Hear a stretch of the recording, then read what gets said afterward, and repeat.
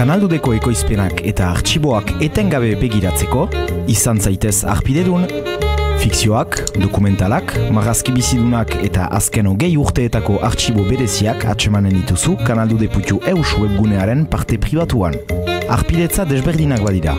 6 hilabetekoa 36 eurotan, urte batekoa 60 eurotan eta proiektua are gehiago sustengatzeko, borondatezko arpidetza ere proposatzen dizugu 60 eurotik goiti urte batentzat. Ez du da, arpidetu zaitez!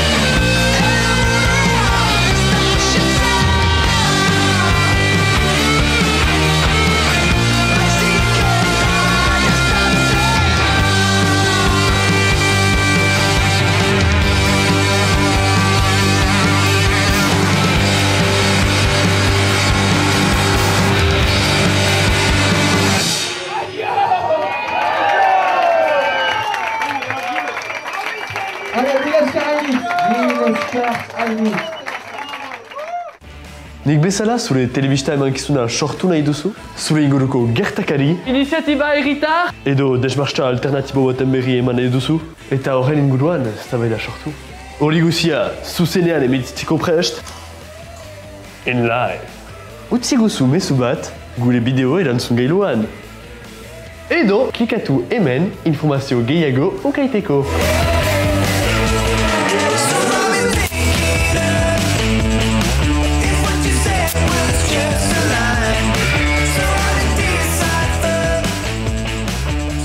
Klikatu duzu? Ez? Klikatu?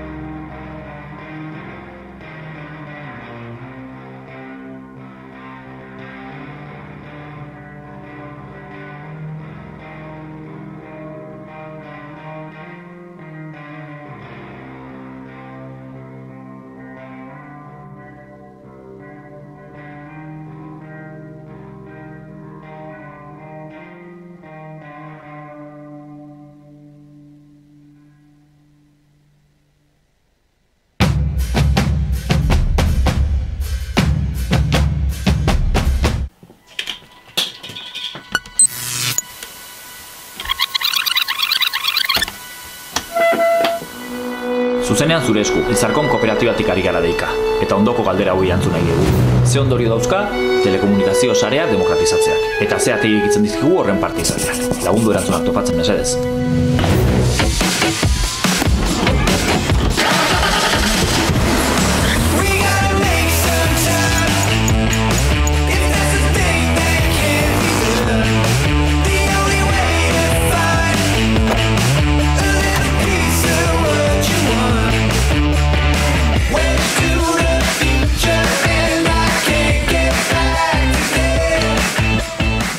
arratsaldeko 7 dira puntual eta sekulako aro eder honetan aurkezten dizuet hor Endaiako gaztetxea hortxe gaude, badakizu hemendikan 2 segurazki itxiko dutela, baina zita baduzue urrengo astean sekulako kontzertu eta aktibitateekin. Baina gaur hitz egingo du beste zerbaitetaz, zer ikusirik ez daukana, teknologia berriei buruz, zuzenezkoa zuen eskutan dago gari.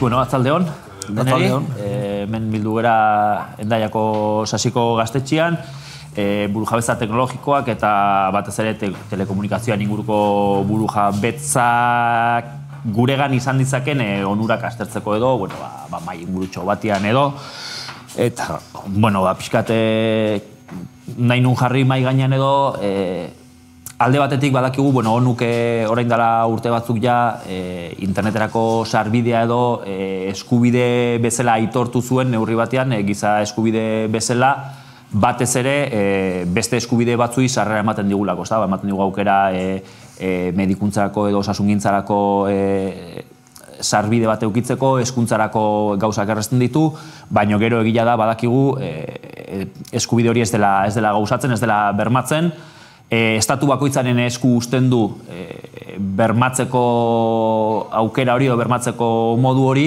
eta badakigu estatuek ez dutela baimentzen edo ez dutela bermatzen, eta bueno, pixkatetxera etorrita, Euskal Herria etorrita, badakigu Euskal Herrian, ez dakit orografiagatik izango den ez, baina Euskal Herrian badaude gune asko arazoak eta daudela internetera konektatzeko. Hiritan bizi geranok askotan ez du horren nolabaiteko sentsaziorik eukitzen, segu badaukagu konpainia guztiak, merkatuan dauden konpainia guztiak etortzen teskigu etxera gainera 20 berriro aukera hori ematen, baina, bueno, landa ingurua eta saltzen baldin bagara aukera hori ez da egoten. Ez dakite ezagutzen duzuten kasurik, ezagutzen duzuten gaia nola den, ze gertatzen Euskal Herriko landagunean, edo ez dakit norbaiteke... Bueno, txon barkatu, ez zaituzeta aurkeztu,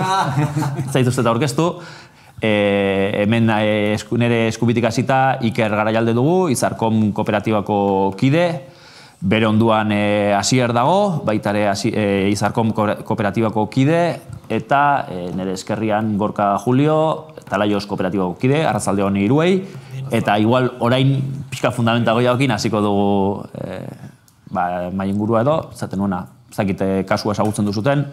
Bai, bueno, badira zoritxarrez Euskal Herrian kasu asko, hori, operadorak iristen ez dian lekuak, azuk esan dezun bezala, baliteko orografiagatik izatea, Euskal Herriko orografia oso menditsua da, orduan teknologia zabaltzea zailagoa da, ekonomikoki garestiagoa da, eta orduan operadorak ez dute etekin ekonomiko, nahi duten etekin ekonomiko hori atetzeik ez dakaten lekuetan ez dute bermatzen zerbitzua eramatea. Hau da, rendimendu ekonomiko hori atetzeko ez dakaten lekuetan, lekuetan paso egiten dute eta nolabait etekin ekonomiko potolo bat eta ezaketen guneak zabaltzen dituzte. Gehien bat hiri handiak eta horlako lekutan. Baina berez, badago ez da, nolabait gaur egun zero konexioa dagoen lekurik Euskal Herrian ez dakit, badagoen satelitera joateko modu bat beti eskaintzen zagu, egia da, oso garesti izan daitekela edo aukera oso murritza dela, baino modu bat badago, ez da? Bai, teknikoki egoteak ez du esan nahi, gero eskubide hori gauzatzen denik, ez? Eta erabatea bestea, eskubide unibertsal bezala aitortu dagoen hori, eman barko litzateke, baina errealitatea ez dela ematen edo ez dela behar errezko kalidadearekin ematen. Egin daitezke era ezberdinetan. Desplegeak egin daitezke adibidez, enpresa pribatu ohiko eta normalean transnazional bati eskatu eta diru publikoz hornitu eta horrek zerbitzu eskaiz bat ematea. Normalean eskaiza dena eta gaina inbertsio horiek edo promozionatu, hemen gertatu izan dena, enpresa pribatu bat promozionatu, diru publiko askorekin, eta gero bukatzea inversore estrangero kanpotarren esku. Ez hori da modu bat, gauzak gaizki egiteko eta gainera zerbitzua ez emateko. Bigarrena izan daiteke, eta igual ez da inoikoa hemen, baina zerbitzu publiko bezala eskaintzea modu zabal batean eskubide unibertsal horren betetzea, hau da azpiegitura publikoz, urarekin egin daiteken bezala, telekomunikazioekin ere egin ziteken, eta eskubide hori bermatu publikotik. Ez da egiten, normalean, orain gauden fase neoliberal honetan lehenengoaren esku uzten direlako. Bata zein besteak ez dute bermatzen berez eskubide unibertsala, eta baina jaiotzen ari dira beste era batzuk, hau era komunitario kooperatibo batean kudeatuz, berez zentzu publiko edo unibertsaltasun hori beste era batea eman nahi duten edo ematen duten proiektuak. Hemen planteatzen dugun arazoa orduan da, azkenian eskubide bezala ikusten gendun hori, nolabait esateko, konpainia merkantil batzuen esku uzten dela, eta eskubidea gauzatzeko modu bakarra, enpresa horiek errentabilidade bat daukaten tokian eskaintzen dutela, beste leku batzan ez da? Hori da. Eskubide bat baldin bada, guk ikusten duen eskubide hori gauzatzeko, azken fean oinarrizko bi ezaugarri izan behar du, ez da, bat, irisgarritasuna, leku guztietara iritsi behar da, baina gutxienezko kalidade minimo bat eskaintzen, ze gaur egun, alde guztietara, komentatu demesa, alde guztietara iristen da, baina batzutan oso zerbitzu eskasa, eta beste alde batetik, prezioa salnerriare denen eskutako izan behar du. Zaineteke, zerbitzu alde guztietara iristia, baina prezio oso agaristean, ez da, gaur egun hori gertzen dara, adibidez, satelitearekin. Berez eskubideak izateko eta eskubide hori gauzatzeko bi baldintza joate, irisgarritasuna eta prezio aldetik ere denen eskura egotia, ez da. Hemen nik hartu nahi nuen, zuko haintxe esan duzuna, badagola beste modu bat, ez da? Badago gauzak egiteko beste modu bat, ez dugu zertan zai egon behar ematen diguten hori jasotzera. Ez dugu zertan. Izan daiteke publikoki, zuk esan duzuela, egon daiteke zerbitzu publiko bat, edo zerbitzu pribatu bezala, baina badago beste modu bat? Bai, eta, kooperatibo komunitario batean eraiki daitezke gauzak. Baina, inkluso gehiago da, publikoak ere eraiki daitezke beste eremu batetik.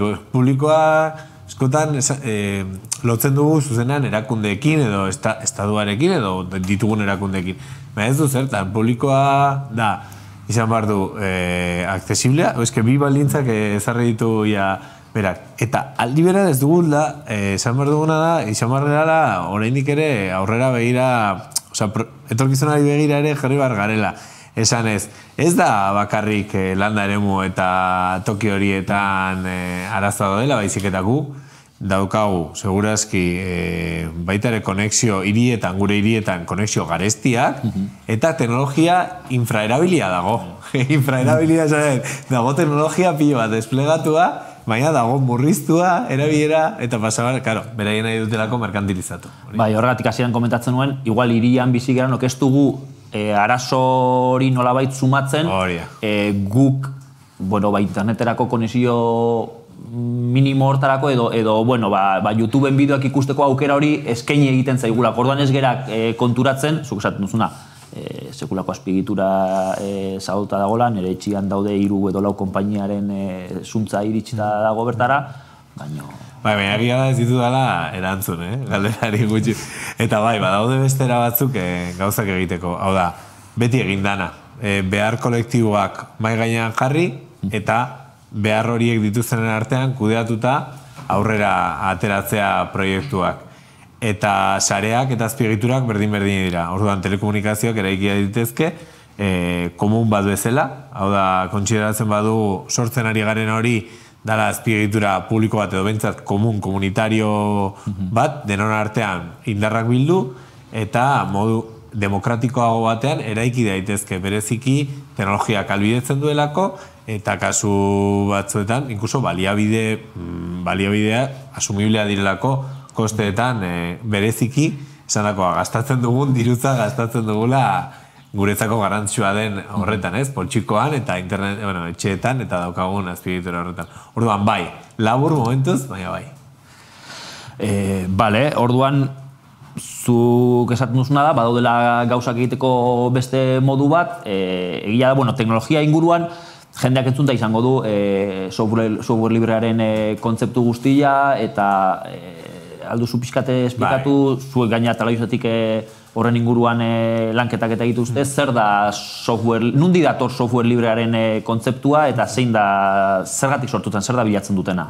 Bai, historia bat bezala kontatu daiteke guztia, ez? Momentu batean, ari ziren, ordenagailu bat funtzionarazteko behar duzuna da sistemaragile bat. Eta sistemaragile hori ikusten dute momentu batean nola ixten ari diren. Hau da, lehen ukitu altziren gauzak, errezetan, nolabait, ixten ari diren. Hau da, programak dira pastela bezala, ez? Errezeta dokazu eta gero egiten duzunean, gazu pastela egina.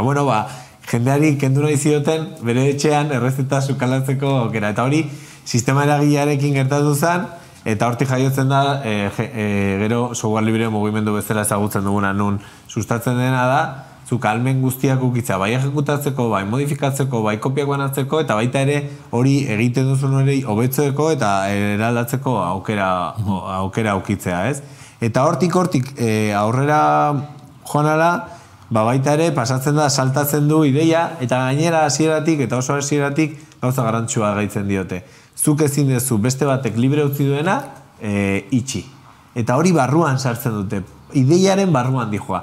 Eta hortik salto egiten du Creative Commons o lizentzia libreetara, saltatzen du hardware librera, eta saltatzen du baita ere, oraindik librea ez izan ere hardwarea, azpiegitura propia gauzatzea. Eta orduan agertzen dira lizentzia batzuk, albidetzen duten zuk eta nik sortutako sare bat, elkarlotzeko albidetzen duten lizentziak agertzen dira. Eta horietan oinarritzen dira era honetako proiektuak, aipatu ditugun proiektuak. Bale, beraz, zaten duguna da, ari gerana, telekomunikazioen inguruko burujabetza baterako bide bat egiten, ezta, eta proiektu komun batzuk sortzen, sare bat sortzeko eta jendeari telekomunikazioetarako sarbide bat sartzeko. Horren inguruan aipatu dezakegu, Katalunian orain dela, ez dakitze, 2003 urtean edo uste dut hasi zirela, arazo zehatz bateri erantzuten hasi ziren, proiektu bat sortu zen, Wi-Fi-Net proiektua, denek ezagutzen dugu hemen proiektua zaintzen, eta egin diogu bertako kide den Roger Batxeri egin diogu elkarrizketatxo bat, eta nahi baldin duzte ikusiko dugain elkarrizketa, eta berberak ze komentatzen digun, noiz eta zergatik sortu zuten. Ados.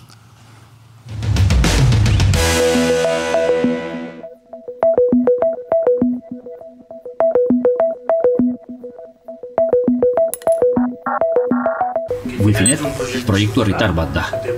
Telekomunikazio sareak, interneta eta bar, herritar guztien eskura jartzeko helburua duena. Irekia da parte hartu nahi duen edonori zabalik dagoelako, diskriminaziorik gabe. Askatasuna. Sarea askea da edonork nahi duenerako erabili dezakelako, inolako mugari gabe. Beste erabiltzaileei trabarik egiten ez zaien bitartean. Eta neutralitatea. Neutrala da, bertara sartzeko muga teknologikoak eta ahalik eta gehien ezabatzen ditugulako.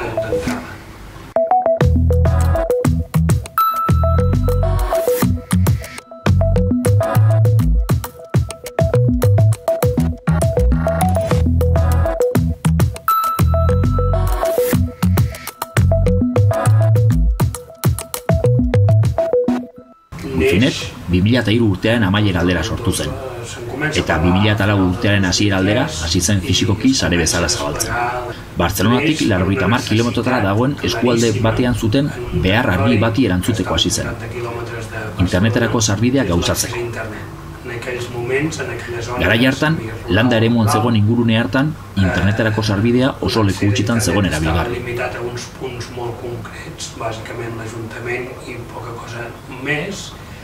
Eta baserritarrek arazoak zituzten Europako direktibek eskatzen zuten moduan, aberen jarraipena egiteko, beraien eskaerak eta informeak internet bidez aurkezteko, eta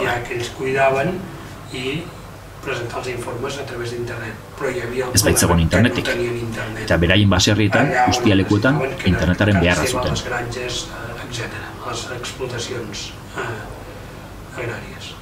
Ekintzara pasatzea erabaki zuten. Evoluzio teknologikoari esker egin zuten.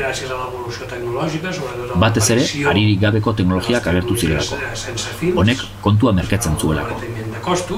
Eta egin zutena izan zen, beste leku askotan bezala, interneta zegoen tokitik hartu eta beraiek behar zuten lekura eraman. Quina va ser la diferència? Zein izan zen ezberdintasuna? Zerk ezberdindu zituen garai hartan zeuden beste ekimen batzuetatik. Teknologia denentzako eskura baitzegoen. Behin, norberak bere arazoa konponduta, ez zuten ekimen alde batera utzi. Eta auzokoi laguntzen hasi ziren. Esperientzia esplikatu eta poliki-poliki proiektuaren kontzeptua asalduz joan zen. Gutxi batzuk hasi ziren, gero beste batzuk gehitu ziren, eta orain asko dira. Eta asko izaterakoan, diversifikatzeko aukerak handitu egiten dira. Orain badira voluntarioak, hasieran ziren bezala, baina badira ere profesionalak, inplikatutako administrazio publikoak, unibertsitateak eta bar.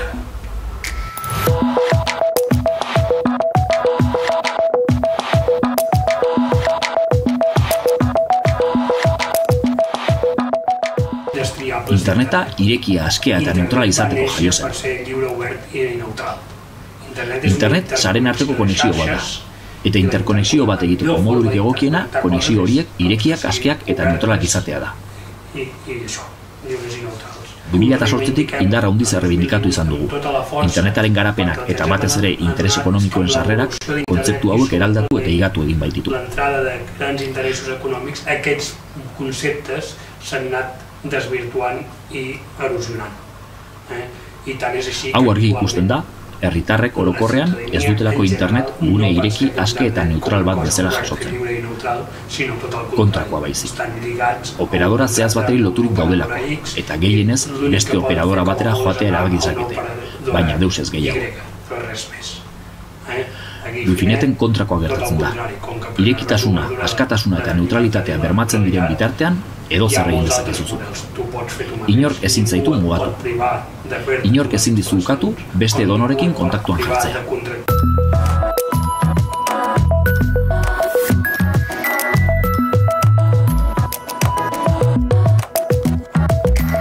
Erlazioa dugu zeregin honetan nazioartean dabiltzan beste proiektuekin. Kontinente guztietan sare ireki, aske eta neutralak garatzen dituzten beste proiektuekin dugu harremana.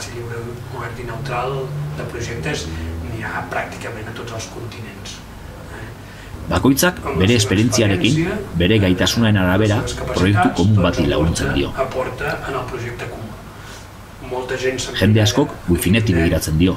Seguruenik mundu mailan ezaugarri hauek dituen sarerik garrantzitsuena delako. Baina guk ere begiratzen digu bestei, une oro, eta beti gabiltza ikasten.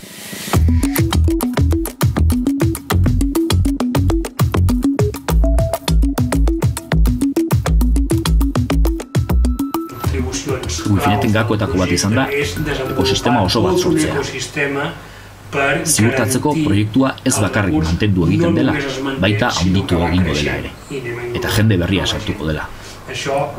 Hau, denon artean egin dugu, ez da pertsona bakar baten meritua. Kobertura legal bat izateko herramientak sortu ditugu, fundazio pribatu baten bidez. Fundazioa herramienta hauek batu eta hobetzea arduratzen da. Cuidant d'aquestes eines, anar-les millorant i anar fent com el recull i el refinament de tot això.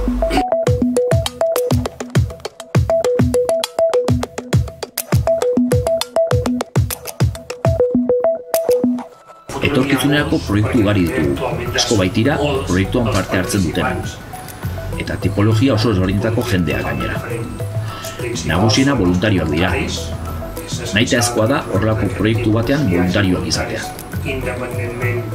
Aktibitate profesional bat izan edo ez.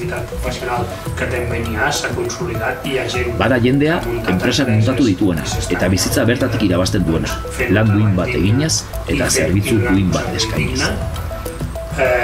Badira instituzio publikoak, badira unibertsitateak eta bar. Erlazio eta elkarlanerako marko bat dugu, lizentziak ezartzen duena. Eta hortik aurrera, talde bakoitza askea da.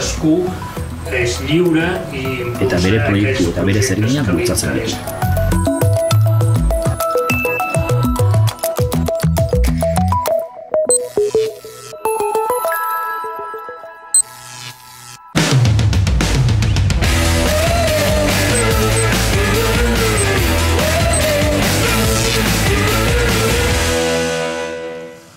Bueno, hemen ikusi dugu Kataluniatik edo hemen aurkezten genuen arazo horreri nola bilatu zioten irtenbide bat, nola hasi ziren proiektu bat sortzen, berak esan duen bezala, arazo zehatz bateri erantzuteko.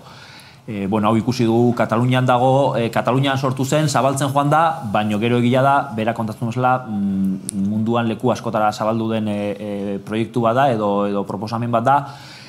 Zuk hasier, badara mazuia urte batzuk, oain dara urte batzuk hasi zinen bintzat Wifinet proiektua zertzen eta ezagutzen, zu nundik ezagutu zen, nola intzen un topo zuk Wifineten proiektuarekin?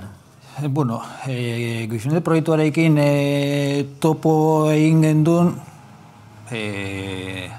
orain dela urte desente, hasiera batean, horrelako enlazeak egiteko esperientatzen hasi ginen jende asko bezala.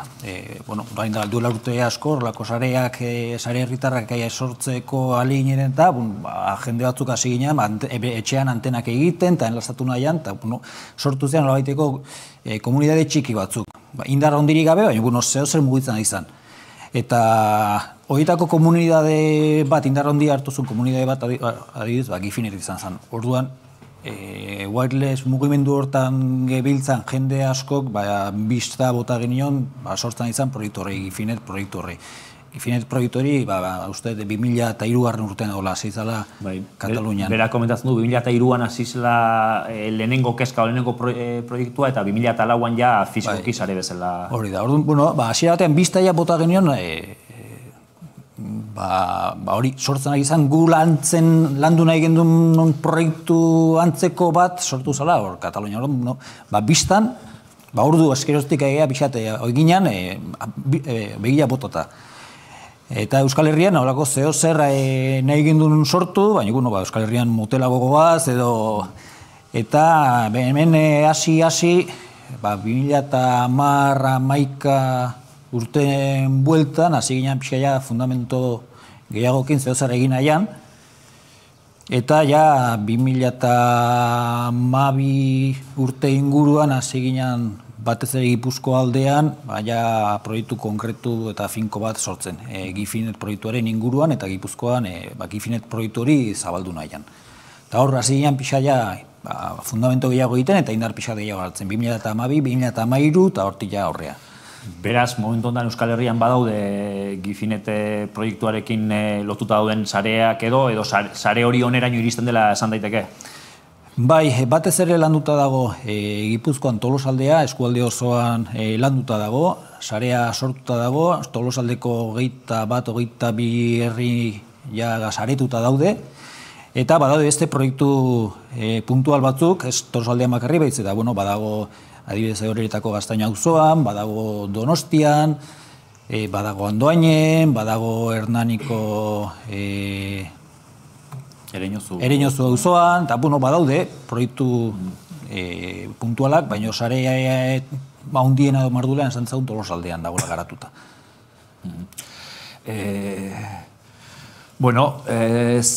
Pixkat kontatu dezakzun zer den, zein den bere helburua Rujek pixkat esplikatu du, baina hemen nola zertako hasi zineten hori onera ekartzen? Bai, lehen gorka esan duen bezala. Interneta bermatzeko aukeretako bat, eta guri gehien gustatzen zuen aukera da, modu kooperatibo batean eta komunitario batean sortzea. Hau da, ez egotea operadora transnazional batzuk, beraiek nahi duten konexioa ematen guri, beraien nahi duten baldintzetan eta baliabideekin, eta, erabat publiko edo alde administratibuk sortuta ere ez zitzaigun gehiagi gustatzen, orduan, modu komunitario batean sortu nahi genduen. Eta nahi genduen, alde batetik, interneta eramateko Euskal Herriko azkeneko punturaino. Hau da, beharra dagoen edozein lekutan, modu komunitario eta kooperatiboan, interneta bermatzeko. Eta beste aldetik, baita ere, Ikarrek lehen esan duen bezala, modu edo baldintza soziale onargarrietan, hau da, zeri eskaini daiteke adibidez, zuntza eramaten azkeneko punturaino eta erabiltzaile bakoitzai 10.000 euro kobratzen, baina ez da hori eredua da modu onargarri batean eskaintzea. Eta, hirugarren puntua zan, nolabait eta hori Euskal Herrian oso berenganatu dakagu, eta Euskal Herrian dakagun nortasun edo naziotasuna arazo honekin, eskintzen dizkiduten, zerbitza eskintzen duten operadora transnazionalak, nolabait hemen naziogintza ikuspegi hori erabat kontrakoa daudela. Orduan, herrigintza eta naziogintza ikuspegia lantzeko ere bai, eta telekomunikazio buru jabetza bat lantzeko oso garrantzizkoa zen modu kooperatibo eta komunitario batean sare bat sortzea. Eta horregatik hasi zen sortzen. Guk bintzat, gure taldeak horregatik hasi ginen sortzen. Euskal Herrian beste indar bat behartzalako. Eta, honek esan dudan bezala, bermatu dezake, herritar gehienek edo guztiek, alde neurrian, lantzen duten einean, hau da, ez da proiektu bat non etorri eta interneta eman egiten didaten, baizik eta proiektuaren kide, partaide eta eragile izan baina ditzen, baina nahi izan ez internet konektibidadea edo zein puntutara eraman daiteke modu onargarri batean eta modu sozial batean. Eta hori, nolabait, ideia hori garatzeko asmoarekin hasi ginen Gifinet proiektua garatzen hemen Euskal Herrian. Bale, zuk esan duzela Euskal Herrian hasi zineten bat baino gehiago Gifinete proiektua lantzen, eta ondoren nahi uste ikusiko dugu Maider Likona da, giza elkarteko kide, gizak ere software librea eta bultzatzen du, eta hortan dabil lanean, baino Maiderek edo gizak badara matzaia urte esentere Gifineta Euskal Herrian lantzen, edo Euskal Herriko inguru batzuan lantzen, eta elkarrizketatxo bat egin genion, eta nahi uste ikusingo dugu, berak komentatu ziguna.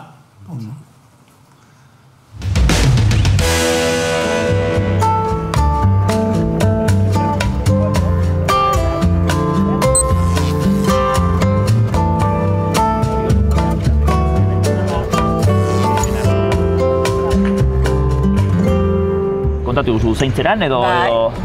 Ni Maider Likona naiz, eta informatikaria naiz, eta software librearen alde lan egiten dugu elkarte batean, giza deitzen dena, 2005-2005 markatu sortu zena, pizkat software librearen lan egiteko, edo behintzat jendeari ordenagailuekin eta teknologiarekin daukan erlazioa arrazionalagoa, errazagoa eta ulergarriagoa izan.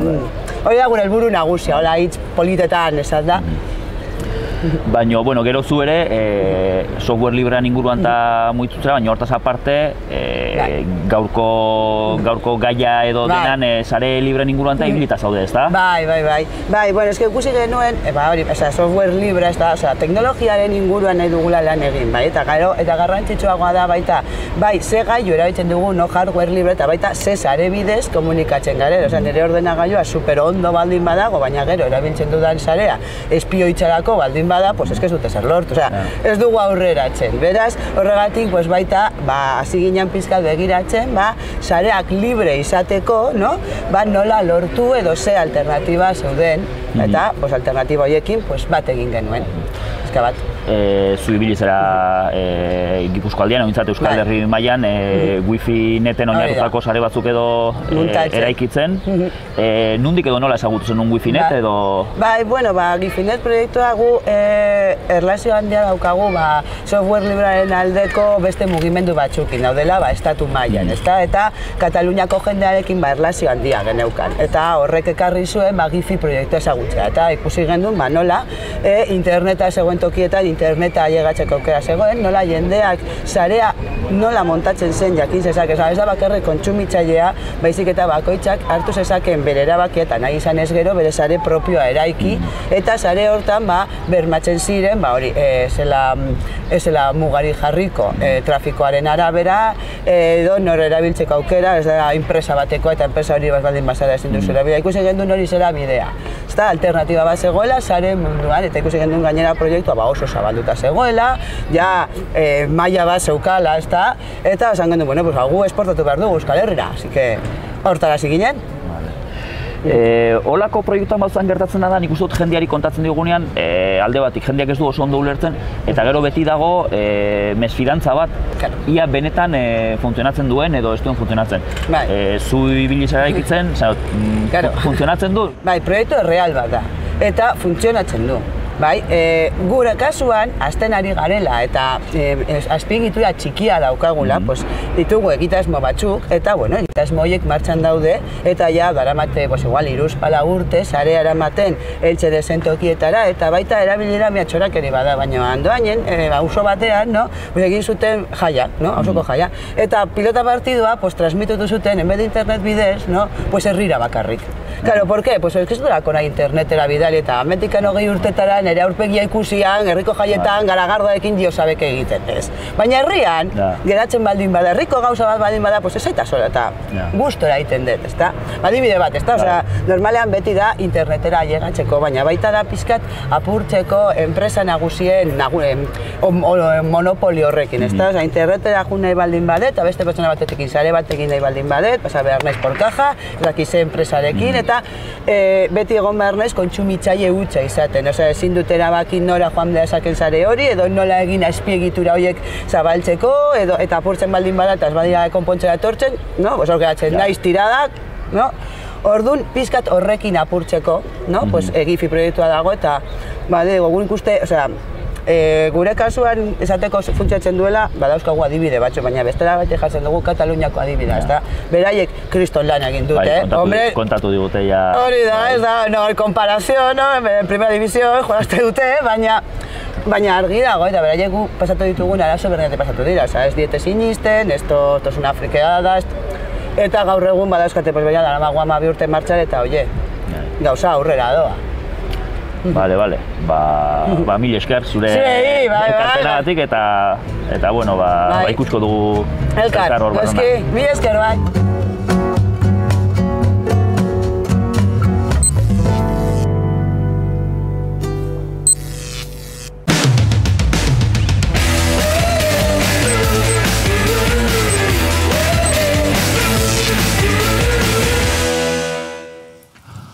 Bueno, hau ikusta nik oso ondo dago, sare bat montatzen da, sare horrek ematen du aukera nolabait interneta leku gehiagotara eramateko eta, baina gero hau praktikan, hau nola ekartzen du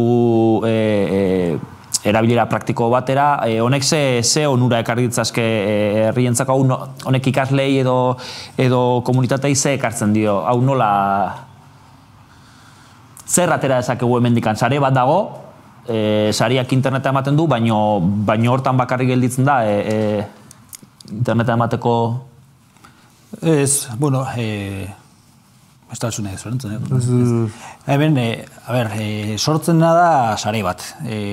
Nolabait, adibide moduan jartzeko, errepide sare bat osatuko balitz bezala. Pentsatu, adibide zela, herri batean edo ingurune batean errepide sareak daudela. Orduan, errepide sareak erabili egiten dira helburu askorekin. Izan daiteke, soilik paseatu nahi dezulako eta oinez joan nahi dezulako zure kiloak galtzera, edo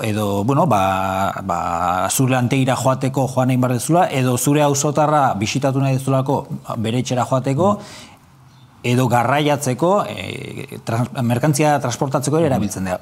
Erabilera erabat ezberdina daude. Orduan, interneta, nolabait antzeko zeo zer da. Interneta zerbitzu bat da, eta zerbitzu hori eman ahal izateko azpiegitura fisiko bat egon behar da. Hau da, errepideak egon behar dira puntu guztiak lerrotzen dituztenak. Gero, sare hori erabili daiteke interneta iritsi arazteko, edo zein puntutara, hori zerbitzu bat da, errepide horren gainean emango zen zerbitzu bat izan daiteke, baino beste erabilera asko eman dakioke. Adibidez, sortu daitezke, jarri daitezke software librearekin eta hardware librearekin jarri daitezke zerbitzariak eta zerbitzuak martxan, non eta sare horretara konektatua daudenak, interneta erabili gabe ere, zerbitzu batzutara, zerbitzu batzuk erabili ditzazketenak, pentsatu, hori etxe batean adibidez. Etxe batean gure wifi da, gure internet sare txiki bat badaukagu, eta etxe horretan baldin bazkagu bizpahiru ordenagailu eta badaukagu inprimagailu bat eta badaukagu telebistan pelikula ikusteko NAS oitako aparatu oitako bat, guztien artean sare bat eginda dago. Ez dugu ordenagailu batetik inprimatzeko ez dugu internet erabiltzen, gure etxeko sarea erabiltzen dugu, hau da sare hau zerbitzu hortarako erabiltzen dugu, eta NAS hortatik pelikula ikusteko bai.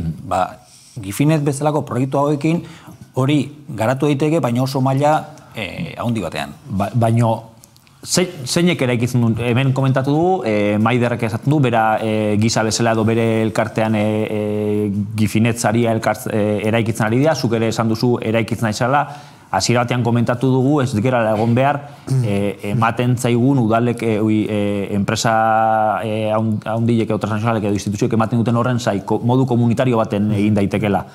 Nola lotzen dugu proiektu hau, nundik da komunitarioa proiektua? Nola lotzen dugu proiektu hau komunitateakin? Bueno, lehen Rubierrek aipatu du, bolondesak parte garrantzua dira, hau da, bakoitza bere ezagutza teknikoetatik eraiki alduen sare bat da, baina ez da hor bakarrik gelditzen. Normalean, eraikitzen dira, egitura izaten dira kooperatibak, eta kooperatibak dauzkate parte hartzeko forma ezberdinak. Normalean izaten dira figura ezberdinak dituen kooperatibak. Langileak egongo dira, kooperatiba horietan, baina baita ere inguruan eta proiektuaren izaera zaintzen, segurazki egongo dira bazkide kolaboratzaileak.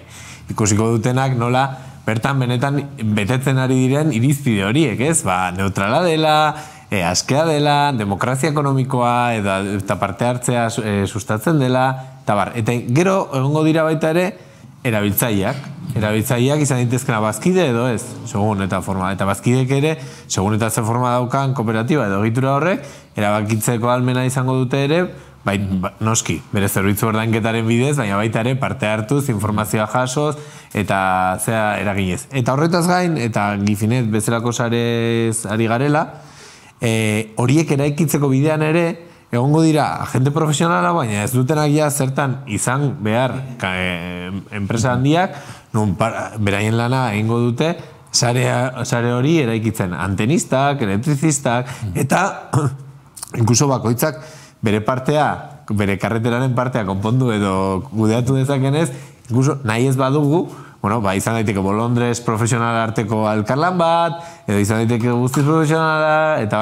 bar. Baina, atzean dagoena, eta zergatik da komunitarioa, da zaintza horregatik, ez? Sortzen den egitura komunitario horrek, era demokratiko batean, erabakitzen du azpiegitura horren nondin norakoa.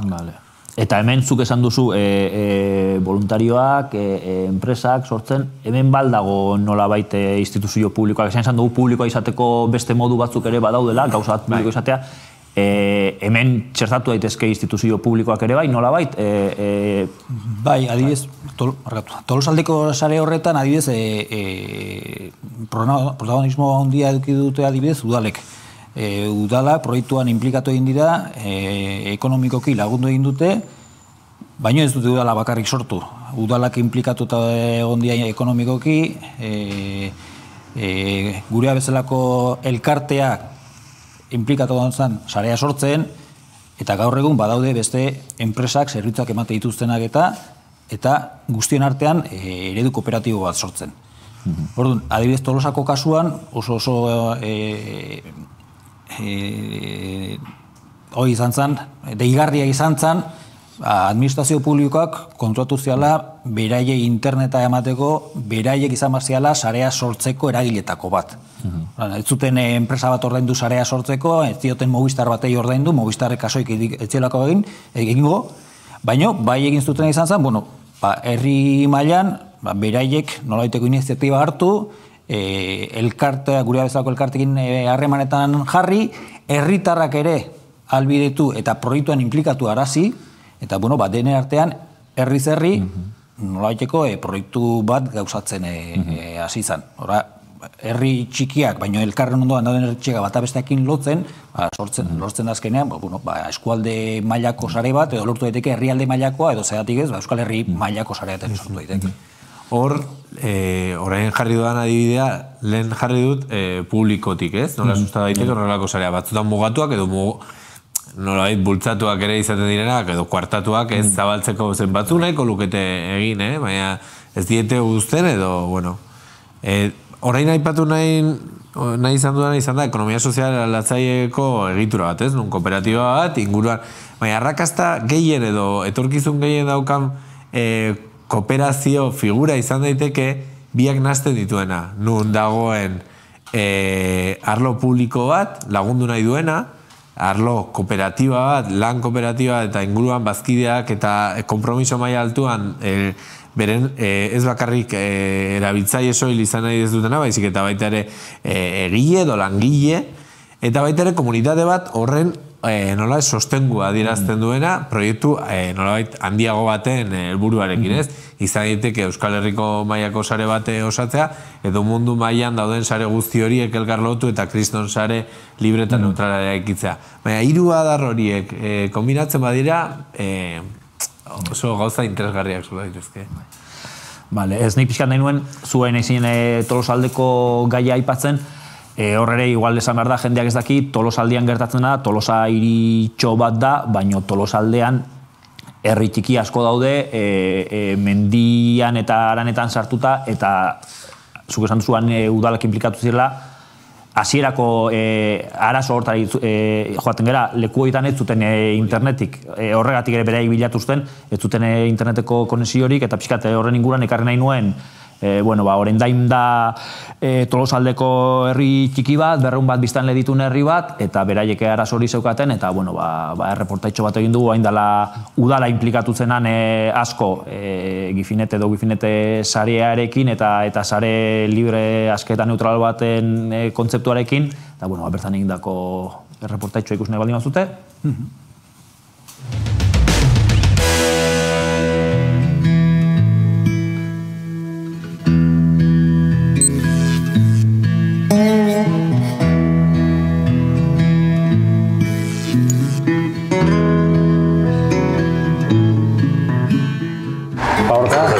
Ondo, oso barko, zemos...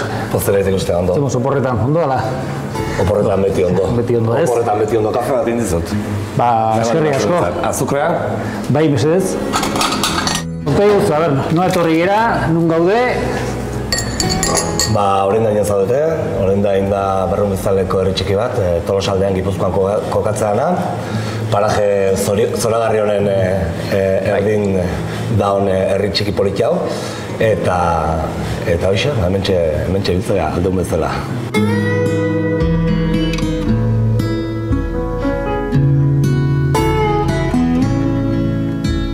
Gifinete izeneko proiektu batean hasi zineten, orain dela 3-4 urte. Konta duzu pixat, nondik datorren eta zergatik eredu hori hartu zen duten operatzaile normalen eredu hortatik pixat alden duta. Pixat, esplika duzu pausua nola jundian edo gainetik kontua dana da herri txikik askotan badirudi herri txikia ganez berdin diola, ez internet daukan, ez daukan, ez zerbitzu dauzkan, eta egia da herri txiki batek ez nintula hiri handi baten zerbitzu geuki. Baina oinarrizko zerbitzutan berdin beharko genuke bai Donosti eta bai Orendain, ez? Eta hor da lehenengo arazoa, topatu ginen lehenengo arazoa zen, gu ere ohiko bidetik hasi ginen, eta konpainia handiekin kontaktatu genuenean, beraiek esantzen dutena zen, ez zeukotela interesik, hemen sare bat jarri eta zerbitzua eskaintzeko. Eta horren, konpainia pribatuk egin nahi ez dutenez, instituzio publikoei tokatzen ditzaigun, erronka horri eustea, ez? Legea oso liberalizatuta da ordea, eta orduan sarea bea egitea eta sarea publikoa izatea, erronka desentekoa izan da, lege aldetik bakarrik begiratuta, ez? Eta hor, zuen bidez pixkat, baino gero maila pertsonalen bai, Gifinet Fundazioko lehendakariakin eta Gifinet Fundazioa beha ezautza junitzen Kataluniara, eta azkenen jarri duguna da sare publiko bat, fundazio batek arautze duna. Horren bidez lortu duzue, herritarra, nahi duten herritar guztiek interneta edukitzea. Behintzat interneta abiadura duinen eukitzea edo 30 megako abiaduran jartzea lortu dugu oraingoz, iritsegian puntua, ez? Sareak dauzka bi oinarri teknikotan oinarritzea da, alde batetik dago fibra sare bat herrik asko inguruan, gure asmoa edo, ez, helburua izango litzake fibra baserri guztitara iristea pixkanaka, eta hori gertatu bitartean, antena sare bate bai dago, herrik askotik urrun gelditzeian baserrietan ere internet zerbitzu bera izan dezaten.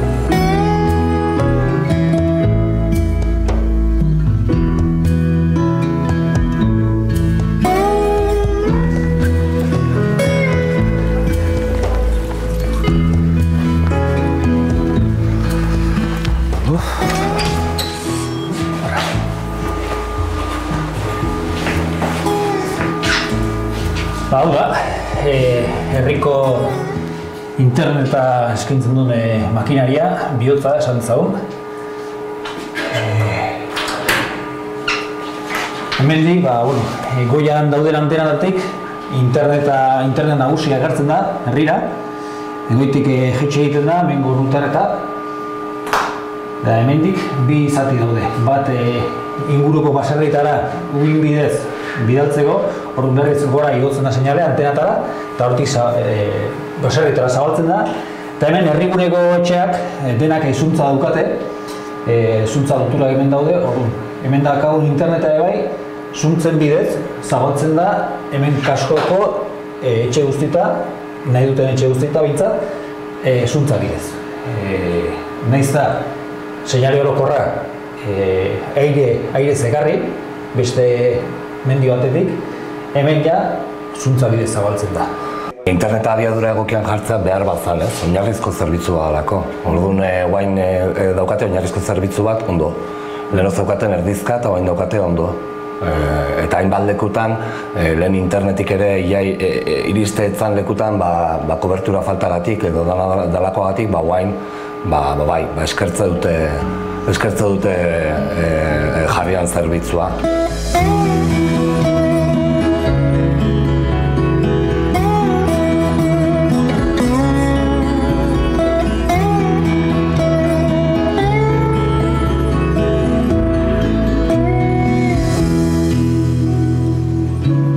Horren dainen, dauken guain jendea hartuta dauken jende horrek internet oso guztua. Zatik azkenen aliatu baituk, hiri handitako sistema o velozidadek esategien bezala, hemen eukitzea. Hemen ematen dik herri txikie, baina baita ere hartzaiek eta bere giak egiteko eta betun barri zatezien alegira, beti veterinariokin eta guain ia etxetiken bertatiken oso errez da guztua egiteuela eta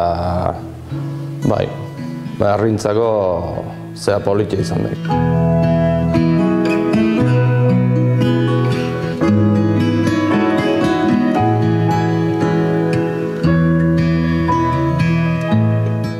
Proiektuarekin aurrea jarraitzeko asmoren badakazue, zabaldu, zuntza beste leku eta eraman, edo... Proiektu honek hemendik aurrea hainbat lanildo erakuste ditu, ez? Lehenengo lanildoa da fibra iristea basare guztietana. Bigarren lanetako bat da, uin bidez iriste zaigula informazioa esan dezu, eta hala da, baina bigarren helburu nagusia da behingoz ja fibra bidez iristea. Eta gero, hirugarren helburua ni daukatena da, oraingoz konpainia bat dabil hemen zerbitzu eskaintzen, baina nik uste sistema honek erabateko arrakasta izango lukela, konpainia batez gain, beste konpainiak ere, baita handi horiek ere, olako saretan parte hartu arazten jartzea nolabait, ez? Eta orduan ja izango litzateke nik uste proiektu honen bukaera. Baina oztopo legalak diala. Diru laguntzen bilaketa dala, azkenen 4 urte damazkigu hontan, eta aurretik hasita 5 urte. Orduan proiektu hauek, desberdinak dian proiektu hauek, edo beste bateko filosofia markatzen duzun momentutik aurrea, eta enpresa handiek jomugan jartze baldin bazaituzte, prozesua zaildu itea. Nik uste, aukera izan daitekela Euskal Herriko edozein herri txikik, eta gainera gonbidatzen ditu baldin badute ikusi eta jakin zer nola egin dugun, gonbidatu daude eta gukin harremanetan jartzea besteik ez dute ala nahi izatea, zerbait egin edaute berarri nantzekoa.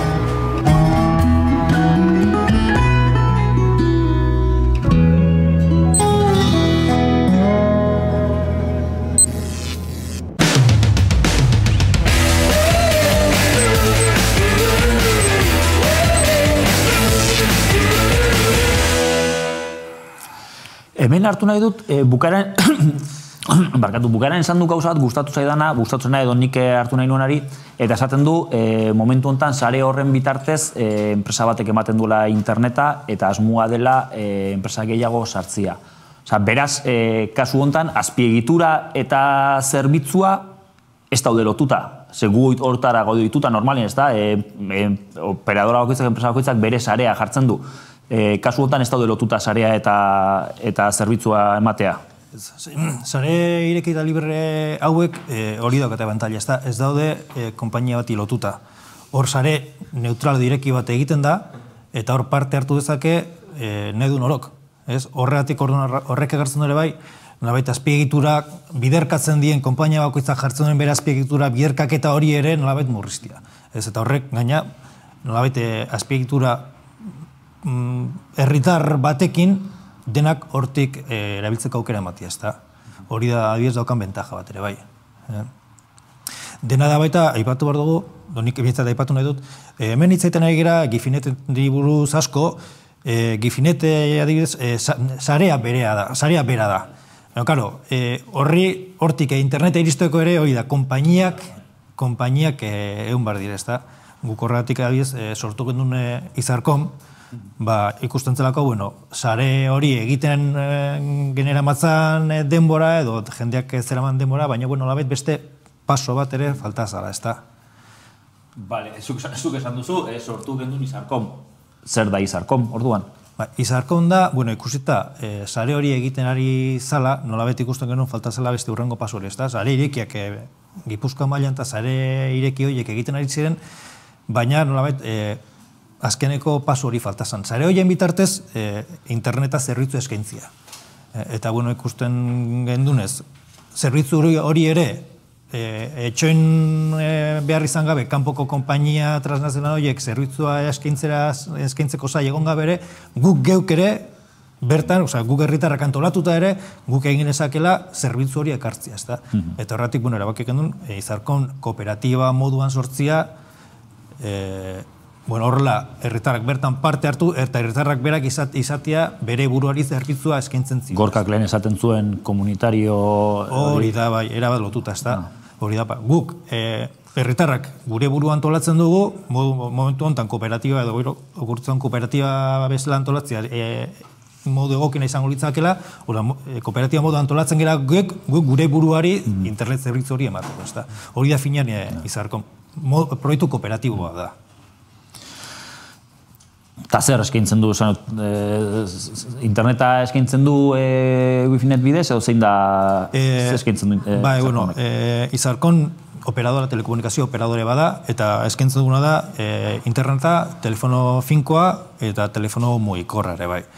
Egia da momentu honetan, telefono mugikorrarekin hasi gera, nolabait errexena egintza egulako, zerbitzu eskaintzen, neotesan.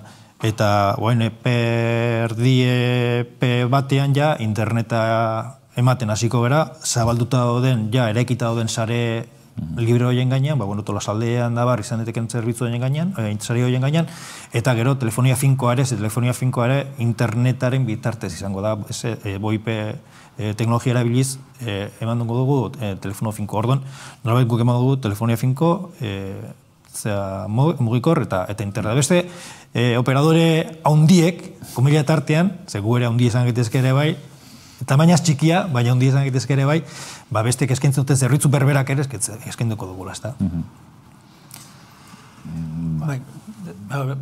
Pixatikarrek esan duenari gehituta, hori da, modu kooperatibo baten eskaintzen da, baina gainera, sozialki ere bai, prezioak onargarriagoak dira, Izarkomen aldetik hori bilatu dalako, hau da, ekonomia ez izatea, baztertzailea edo bazterketa arrazoi bat interneta lortu alizateko, orduan, Izarkomek emango den zerbitzua baita ere, nolabait, lehen esan duzun bezala,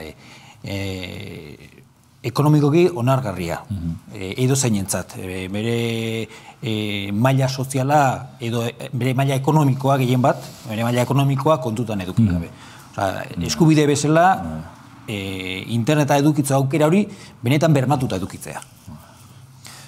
Bai, aipatu nahi dugu, kooperatiba esan dugu, baina azken finean Izarkom irabazi asmori gabeko kooperatiba da. Azken finean gure helburua zerbitzua ematea da. Gure helburua ez da kooperatiba edo enpresa bat sortzea, ez da gure helburua interneta bera ematea da. Orduan, hori irabazi asmori gabeko gizarte kooperatiba bat sortu. Horregatik, gure buruari, azken finean gure buruari eman nahi dugun zerbitzu bat ematea delako helburua, ez da.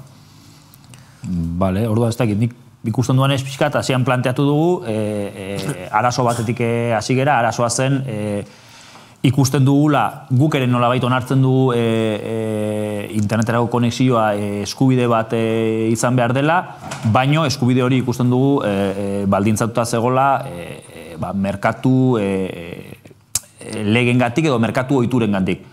Ikusi dugu nola horreri buelta altzaion eman, ez horreri bakarrik, baizik eta gizarteko arazo askori buelta aldiogu eman buru jabetza, modu komunitario batean antolatu eta buru jabetza bide batzuk irekitzen.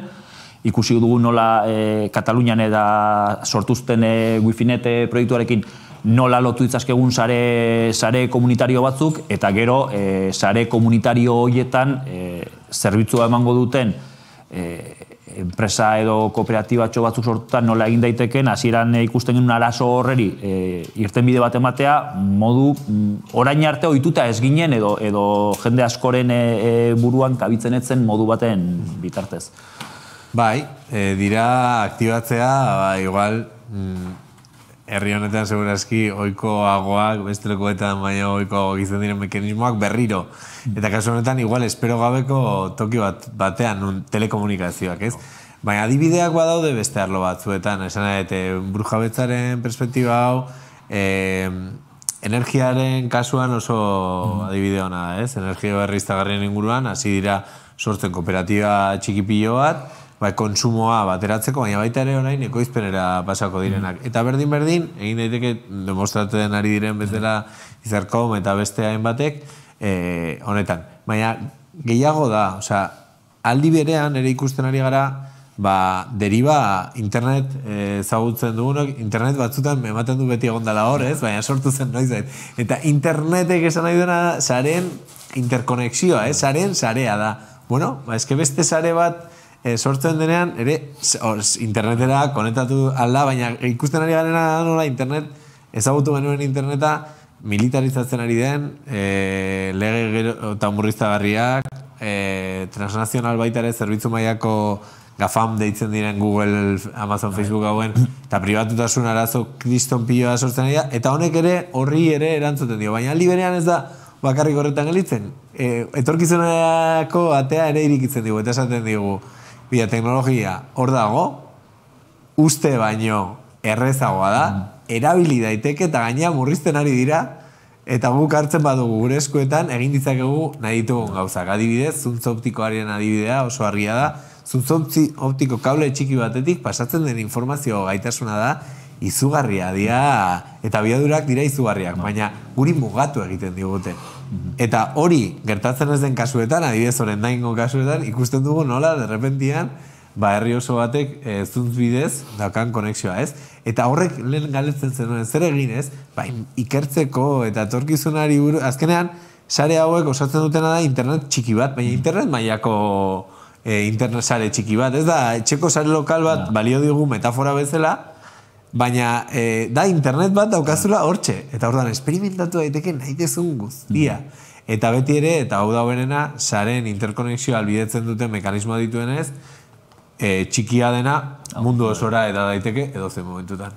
Bale, bueno, ez dakit zerbait ez amaten. Bai Iker eta bai Gorgak esan dutena. Oso argigarria da kasu honetan, nola herri mailatik eta herri mugimendutik sortu daiteken, lehendabiziko gauza azpiegitura, baina azpiegitura modu komunitario eta kooperatibo batean, non bai administrazioak, bai enpresa pribatuk eta bai pertsona norbanakoak parte hartzen duten, sare hori sortzeko, garatzeko eta zabaltzeko, eta baita ere, gero horren gainean zerbitzua eman alitzatea, baina baita ere, enpresa eredu eraldatzaile batekin, hau da, kooperatiba bat, irabazi asmori gabeko kooperatiba bat, herrigintzan oinarria hartuta, naziogintza, Euskal Herri maila naziogintza oinarritzat hartuta, Orduan, bai, oso potentea da egin daitezken gauza gaur egun.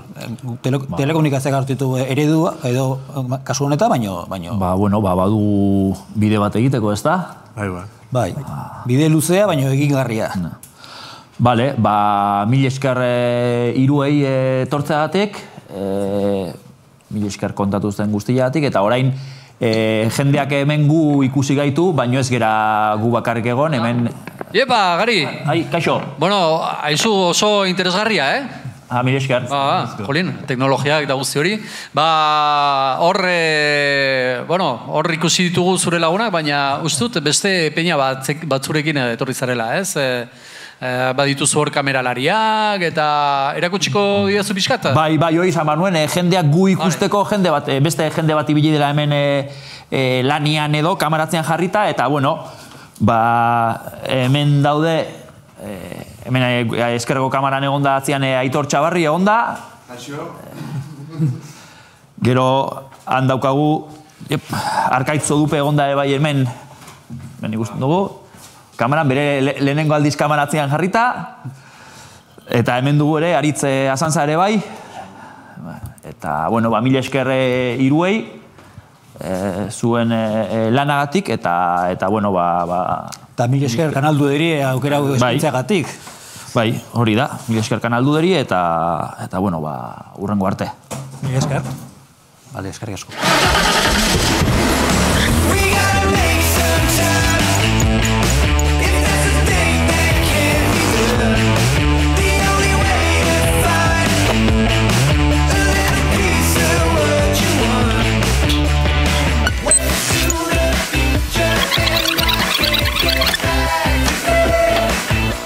Uste dizi ez dela lanik sibeua?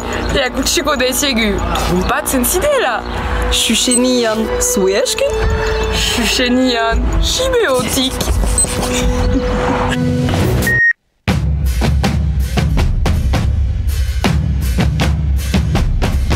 Kanaldudeko ekoizpenak eta artxiboak etengabe begiratzeko, izan zaitez arpidedun, fikzioak, dokumentalak, marrazki bizidunak eta azken 20 urteetako artxibo bereziak atsemanen dituzu kanaldude.eus webgunearen parte pribatuan. Arpidetza desberdinak badira. 6 hilabetekoa 36 eurotan, urte batekoa 60 eurotan, eta proiektua are gehiago sustengatzeko, borondatezko arpidetza ere proposatzen dizugu 60 eurotik goiti urte batentzat. Ez du da? Arpidetu zaitez?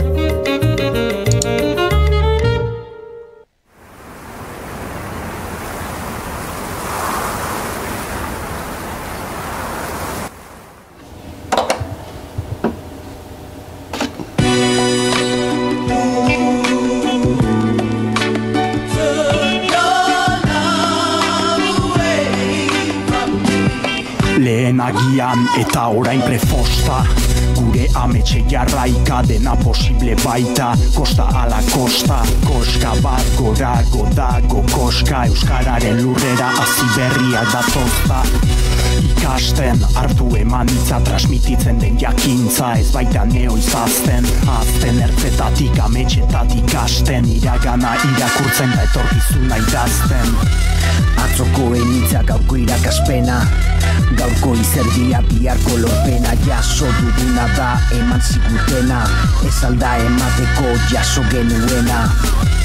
Lotuz milia eta bihotza, gaindituz beldurra eta lotxa, agian amets batzuk txiki geratu zaizkigu, baina amets berriak ere egiten badakigu.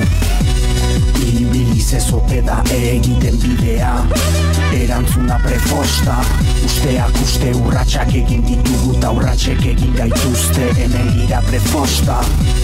Ibiliz ez ote da egiten bidea, erantzuna prefosta, urratxak egin ditugu eta urratxek egin gaituzte. Kosta ala kosta, urteen esperientzian, barnek aldezen kosta. Orain prefosta eta lehen agian, oinetako zaharrekin zenbat urrats diren egin ibilbide berrian. Hizkuntza ikuspegian hasteko, punturik ez jartzeko esaldi energian. zenbat lan borondateko, etxeko, kaleko, urrats berri bat egun bakoitzeko. Egin den lanak fruituak eman izanak erakusten du, oraindik zenbat baden egiteko. Ez gabiltza lurrantzutan, lurrak zer dakarren ez dakigun arren batzutan. Ametsen fabrika diren prefabrikatutan, hainitz baloratzen da ez bada hainitzukan. Izan gaitezen baikor, berreskura bezagun beti egon dena hor. Hainitzetan oinarria ez aldago ertzean, hizkuntzak ez baitu mugarik guk ezarri ezean. Ibiliz ez ote da egiten bidea, erantzuna prefosta. Usteak uste urratsak egin ditugu ta urratsek egin gaituzte, hemen gira prefosta. Ibiliz ez ote da egiten bidea, erantzuna prefosta. Urratsak egin ditugu ta urratsek egin gaituzte.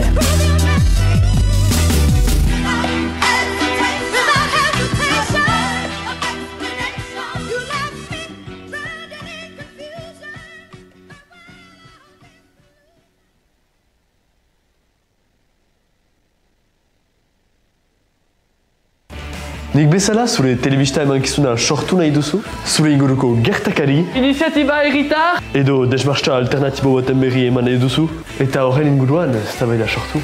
Hori guzia zuzenean emititzeko prest, en live. Utzi guzu mezu bat,